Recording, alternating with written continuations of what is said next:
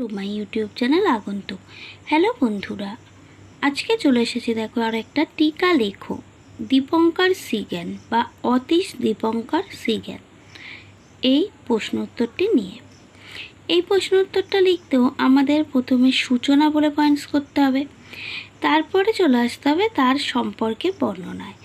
1 নম্বর points হবে তার জন্ম ও জন্ম ভিটা। 2 নম্বর পয়েন্টস হবে আচার্য ও অধ্যক্ষ পদ। 3 নম্বর পয়েন্টস হবে তিব্বত গমন।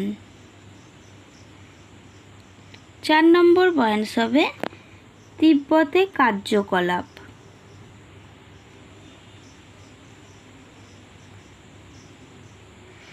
তারপরের পয়েন্টস হবে মৃত্যু এবং সবশেষে লিখতে হবে উপসংহার। দেখতে পাচ্ছ, সবশেষ পয়েন্টস হবে উপসংহার। এইভাবে পুরো প্রশ্ন উত্তরটা কমপ্লিট করতে হবে।